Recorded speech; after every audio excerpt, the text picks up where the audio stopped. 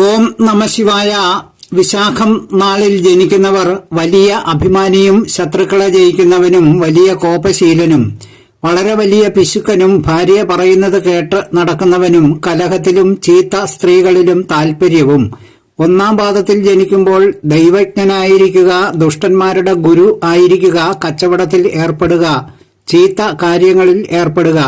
രണ്ടാം പാദത്തിൽ ഉപദേശകനും നീതിമാനും മറ്റുള്ളവരുടെ മനസ്സറിഞ്ഞ് പ്രവർത്തിക്കുന്നവനും എപ്പോഴും രോഗിയും പരസ്ത്രീകളിൽ താൽപര്യവും സാമർഥ്യവും അധികം പൊക്കമില്ലാതിരിക്കുകയും. മൂന്നാം പാദത്തിൽ ശുദ്ധാത്മാവും ശരീരത്തിന് കൂനോ വളവോ ഉണ്ടായിരിക്കുകയും കഠിന ഹൃദയനും ഗണിതജ്ഞനും നന്നായി സംസാരിക്കുന്നവനും ബലവാനും സുഖം തരുന്നവനും. നാലാം പാദത്തിൽ ശുദ്ധനും ബുദ്ധിമാനും ചിത്രകലാ നിപുണനും മഹാത്മാവും നന്നായി സംസാരിക്കുന്നവനും സുന്ദരനും ധാർമ്മികനും ആയിരിക്കും.